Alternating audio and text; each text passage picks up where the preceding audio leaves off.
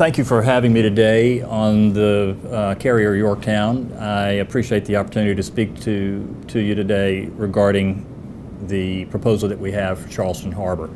I'd like to begin with some images of some of the work that the Foundation does and has done in the past. As you'll see on your screen, you're looking at images of the Fox Theater. The Atlanta Fox Theater is a 5,000 plus seat movie palace that was to be destroyed by implosion a number of decades ago, and my organization was one that came to the forefront in the very beginning to compel the mayor to halt demolition on the building, which has now become Atlanta's greatest cultural destination, servicing the public with ballet, with blockbuster movies, Atlanta Symphony, numbers of New York shows, opera, and you name it. We also are the architects of the Newington Cropsey Museum, Hastings and Hudson, New York, on the Hudson River, which houses the largest collection of Hudson River School pictures in the world, second only to the Prado in Madrid. Here you see the Peace and Justice Gates, done by Alexander Stoddard of Scotland. Stoddard is the official sculptor for Her Majesty Queen Elizabeth, and these were done to begin the precinct of the Millennium Gate Monument. They were given the Palladio Award a number of years ago for Best Civic Space in America. This is the Prince of Wales's Olympics Monument located at Pershing Point in Midtown Atlanta. It was done to commemorate the Centennial Olympic Games. You can see a series of 5 bands at the bottom, 5 columns in the middle, surrounding an Olympic torch which emits a flame that is holding 5 Atlas figures holding a globe. The building, as you see in the center, at the death of the Princess of Wales, became a destination for tens of thousands of people, according to the New York Times. You can see an image of a CNN newsman in the background with all other major television networks in the place. The intersection was so clogged with people who would not leave even all night that traffic had to be rerouted in other directions because the main street of the city was blocked. The New Yorker magazine reported that this work of art affected the city of Atlanta's soul unlike any other work of art in its history. Here you see Frederick Hart, who is was an old friend of mine. He is one of America's most noted sculptors of our history, standing in front of his ex nihilo, the cast that was done in stone for the main tympanum of the National Cathedral on Mount St. Albans in Washington, D.C. Rick is also known as the great sculptor that created the 3 soldiers at the Vietnam Memorial. And his work you also see in the form of the Archangel bronze that he did for me in the upper left corner that is also on the Cropsey Museum. He has a work that is now being done for us in Italy that is going to be going on the cenotaph against the lake at the Millennium Gate. Other ecclesiastical work that we are currently working on is the Resurrection Cathedral, upper right of the image at the New Jerusalem Monastery in Istra, Russia, about an hour out of Moscow. This building was creation of a medieval architect under Father Nikon. It was the seat of the Russian Orthodox Church. This gigantic dome, which is on the scale of the U.S. Capitol, collapsed in the Middle Ages and in the 18th century was rebuilt under the architect Rastrelli. Rastrelli made the interior dome a Baroque expression, which was later destroyed by the Wehrmacht. The Soviet Union then put it back yet again to dry in the cathedral, though they have not done the interiors. We are being consulted on the interiors being restored to one of the 2 periods.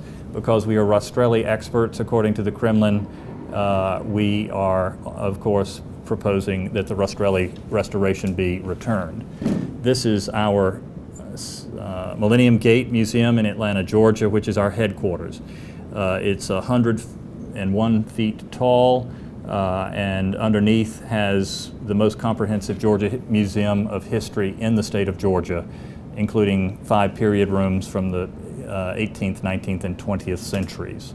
The building is situated in a park within Midtown Atlanta in Atlantic Station, though it's surrounded by towers and apartment buildings.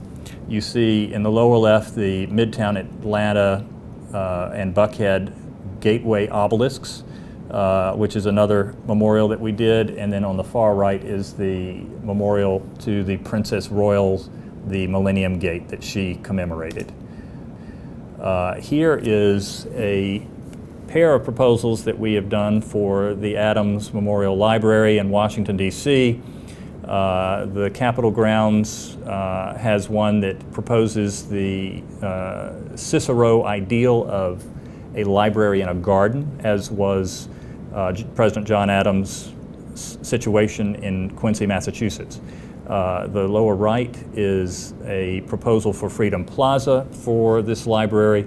There are a series of sites in the District of Columbia that are currently under consideration for this great library. Throughout history, most great cities of the world have been associated with bodies of water. The monumental degree to which they built elevated various cultures to historic perches that few have attained. Here you see the Sphinx and the Cheops Pyramid on the Giza Plateau just off the Nile. Here is the great statue of Ramesses II at Abu Simbel, an extraordinary UNESCO project where this entire temple complex was raised above the rising waters of the Nile as the Aswan Dam waters filled. Here is the statue of Zeus at Olympia, one of the 7 wonders of the world. Here is the statue of Athena, which was originally in the Parthenon in Athens. Here you've got the statue of Nero, and at the bottom you see a fragment of the statue that remains at the Campidoglio Museum on the Capitoline Hill in Rome. This is the center point of all Roman mapping. All roads lead to Rome. This is the center point that they come to. The Farnese Hercules is a gigantic piece of work that was uncovered during the time of the Farnese popes, which is why it bears this name. It was ancient Roman and was thought to be in the baths of Caracalla. Here you see a copy of it at the Chateau Vaux-le-Vicomte in France. Another copy of it on top of the gigantic complex at Wilhelmsloh in Germany. You can see it at the very top of this pyramid at an astonishing scale. The great horse of Leonardo da Vinci, a gift of the people of America to the nation of Italy. The Leonardo horse was never executed. The giant sculpture was done in a clay model at full scale and was placed in the interior court of the Sforza Castle, the patrons of Leonardo. It was sadly destroyed by French archers when the French king invaded the Duchy of Milan and was never executed during Leonardo's lifetime. It has since been built and has been given to the people of Italy.